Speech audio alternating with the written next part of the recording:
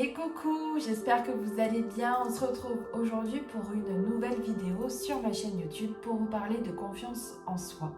Aujourd'hui, je suis là, je te parle, j'ose me montrer, j'ose communiquer, j'ose dire ce que j'ai envie de dire, ce qui m'anime, j'ose prendre ma place, etc.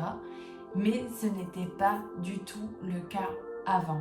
Il y a un an déjà, pour vous dire, ça s'est passé en plusieurs étapes, mais j'ai envie de te parler de ma transformation d'il y a un peu plus d'un an et demi, quelque chose comme ça, où il y a des choses dans ma vie qui ont complètement changé parce que j'ai décidé de changer. J'étais il y a un an et demi dans un état d'esprit où pour moi j'étais une toute petite fille, je ne pouvais pas vraiment accomplir de choses. J'avais cette sensation au fond de moi que je ne valais pas grand chose, que le monde entier valait plus que moi et que donc par conséquent je n'avais rien à offrir, rien à proposer. Honnêtement ça m'amenait dans certaines douleurs assez fortes, honnêtement, parce que pour moi je n'étais pas capable quoi. Et quand on pense qu'on n'est pas capable, honnêtement, on avance dans la vie, mais avec beaucoup moins de joie, avec beaucoup moins d'enthousiasme. Parce qu'en fait, puisqu'on n'est pas capable de relever les défis de la vie, eh bien on n'a pas de rêve, on n'a pas de projet.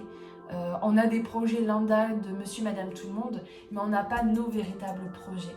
On n'ose pas se montrer, on n'ose pas parler. Vous voyez, moi je me rappelle des moments comme ça qui étaient pour moi un enfer. C'était des moments où on était en groupe avec des personnes que je connaissais pas vraiment. Tu sais, tu vas chez un ami, ou l'ami de la famille, ou l'ami du conjoint, etc. Et on te demande, bah voilà, qui tu es, d'où tu viens, etc. Et là, j'étais tétanisée en fait. J'étais vraiment dans une posture où je me sentais tellement mal parce que je ne savais pas quoi dire. Je savais pas quoi dire de moi. Comment je vais me présenter, qu'est-ce que je vais pouvoir raconter de moi, puisque je pense de moi que je suis inintéressante, je pense de moi que je ne vaux pas grand-chose, donc quel est l'intérêt de parler de moi? Et ça a été vraiment quelque chose de très très dur, où du coup je me suis souvent mise en retrait, où je n'osais pas franchement parler, je n'osais pas me montrer, etc. Parce que forcément, quand on n'a rien à dire sur soi, pourquoi parler aux autres? Enfin, vous voyez, il y avait vraiment ça. En fait, je n'osais pas parler aux autres. J'osais jamais parler aux autres parce que quand je m'intéressais à l'autre, mais dès lors que je sentais que la conversation pouvait venir à moi, je faisais taillot, quoi. C'était impressionnant. Honnêtement, j'en ris aujourd'hui, mais j'en ris parce que j'y mets de l'humour, parce que aujourd'hui j'ai calmé mes blessures, j'ai calmé mes peurs, j'ai calmé tout ça, mais je peux vous assurer que c'était vraiment des moments pour moi très très très compliqués. Et si je me projette dans mon passé, je peux vous assurer que c'est pas quelque chose qui a été que de l'année dernière ou de l'année d'avant. C'est quelque chose que je me trimballe depuis que je suis petite, même adolescente. Vous voyez, ces moments de collège, lycée là, où j'étais souvent en train de me comparer aux autres, me comparer dans ce que j'étais, dans ce que je faisais. Moi, j'étais quelqu'un qui était très introverti, j'avais du mal à parler avec les autres, j'avais du mal à aller vers les autres, etc. J'avais énormément peur du regard des autres, de comment on pouvait me juger, et je me faisais petite, je me victimisais toute seule en fait. Et c'est ça le plus terrible, c'est ça qu'il faut comprendre aussi, c'est que c'était moi-même qui était mon propre bourreau, parce que dans ma tête, je me disais, mais regarde ce qu'ils vont pouvoir dire de toi, regarde ce que tu es en train de faire. Et tout ça, tout le temps, en permanence, qui faisait que ce brouhaha interne que je ne savais pas quoi faire, mais qu'est-ce que j'en faisais? Je l'enfouillais à l'intérieur de moi et je m'excluais toute seule du groupe pour ne pas être confrontée à ça. Parce qu'en fait, ce qui se passait, c'est que dans ma tête, comme ça tournait en boucle, j'avais personne qui pouvait me dire, mais non Laura, t'inquiète, tout va bien. Personne ne me le disait parce que personne ne comprenait ce qui se passait dans ma tête. C'est la faute de personne. C'est moi-même en fait qui n'avais pas cette confiance en moi. Alors oui, il y a des éléments du passé. Oui, il y a des choses dans mon enfance qui ont fait que. Mais c'est pas pour autant que ça doit continuer ainsi. Et en fait, à un moment dans ma vie, parce que dicté par ce besoin de quête de sens, de quête identitaire, de quête de me révéler en fait et d'oser être moi, à un moment donné, je me suis vue continuer ma vie et aller dans les ténèbres en fait. Dans les ténèbres, parce qu'à un moment donné, il faut faire un choix. J'étais tellement mal à l'intérieur de moi et pourtant tout allait bien. C'était ça qui était impossible. Et en fait, dans ma tête, honnêtement, hein, je me suis mise un coup de... Je me suis auto-secouée en fait. Je me disais dans la vie, c'est ce que je me rappelle, ce que je me dis tout le temps, il y a des gens qui vivent des situations graves. Il y a des gens qui vivent vraiment des situations, aujourd'hui on voit sur la planète des gens qui vivent des atrocités. Et je me suis dit, toi, tu vis pas tout ça. Tu vis pas ça. Toi, la vie elle est chouette, même si tu as des embûches, même si oui, t'as pas eu une enfance parfaite, même si t'as pas... voilà, il y a des manques, ok, certes. Mais tu vis pas non plus des atrocités.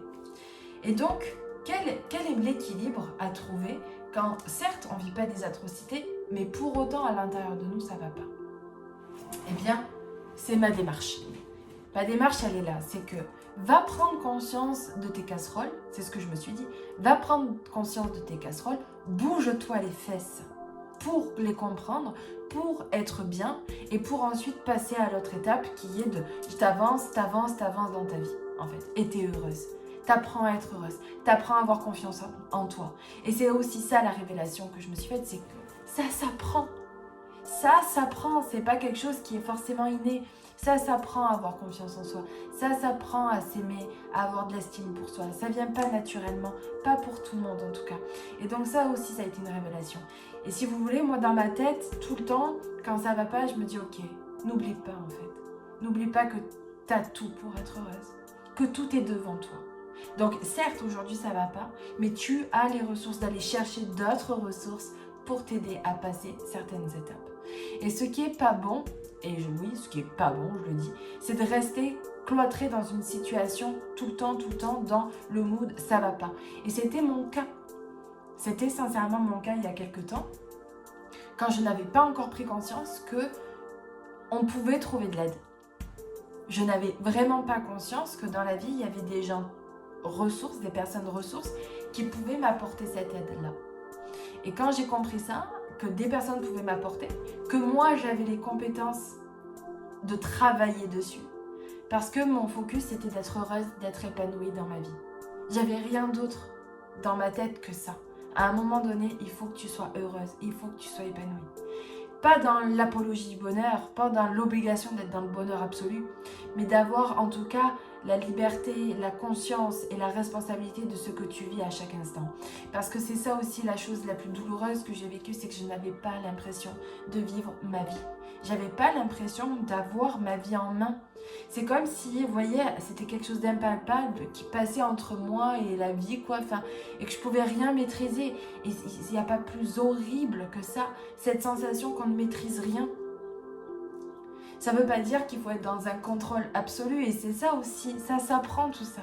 Aujourd'hui, j'ai pris conscience et je sais qu'est-ce que je dois maîtriser et qu'est-ce que je ne maîtrise pas. Et ça devient en fait quelque chose de fabuleux, ça devient quelque chose de magnifique. Pourquoi? Parce qu'en fait, on se pose beaucoup moins de questions. On n'est pas de partout, on ne s'éparpille pas, on est focus sur là où on doit être. Et donc, elle est là, la confiance en nous. Elle est dans notre capacité à apprendre de ce qui nous manque, d'aller nous l'apporter, de savoir sur quoi on doit agir et là où on doit lâcher. Et moi, c'est ce que j'ai appris depuis. Et aujourd'hui, vous voyez, il y a un peu plus d'un an, je n'avais pas monté mon entreprise. Je me sentais mal dans mon couple, je me sentais mal dans ma vie. J'avais l'impression que tout passait à côté. À l'intérieur, ça vibrait pas en fait, vous voyez. Au final, aujourd'hui, c'est pour ça que je vous dis, l'extérieur, on peut avoir tout et rien à la fois en fait, parce que tout dépend de comment on se sent à l'intérieur de nous. Aujourd'hui, je peux vous assurer que j'ai mon business, je travaille pour moi, je suis donc chef d'entreprise, dans mon couple, ça va mieux, beaucoup mieux, c'est le jour et la nuit, dans mes relations, dans ma maternité, dans tellement de choses. Mais pourquoi? C'est parce que moi, à l'intérieur, j'ai appris à me connaître, j'ai appris à me transformer, je me suis transformée et je suis toujours dans cette quête-là, ce qui me permet d'être toujours dans cette discipline, dans cette rigueur, parce que oui, c'est une discipline, oui, c'est une rigueur, mais c'est une des plus belles disciplines et une des plus belles rigueurs au monde à avoir, d'être son propre gouvernail et de naviguer sur son propre bateau en fait. Et c'est ça, moi, ma discipline, c'est de me dire, ok, je suis toujours le maître de mon navire et où est-ce que j'ai envie d'aller? Qu'est-ce que j'ai envie de faire? Voilà. Et c'est pour ça que j'ai créé l'académie. C'est pour cela que je mets en place des tas d'outils, des tas de ressources pour vous aider à vous transformer, pour vous aider à vous connaître, pour que vous puissiez être à votre tour maître de votre navire, maître de votre vie et aller là où vous avez désiré, là où vous désirez aller, là où vous avez envie d'aller, plutôt que de vous laisser mener par la vie des autres, le regard des autres, la vie des autres, enfin voilà, pour que vous repreniez 100% confiance en vous. Voilà. Et si tu as envie d'avoir plus d'informations sur l'Académie des femmes éclatantes, je t'invite à me laisser un petit commentaire ou à venir me parler sur Instagram, c'est laura.emerveille, de venir en contact avec moi.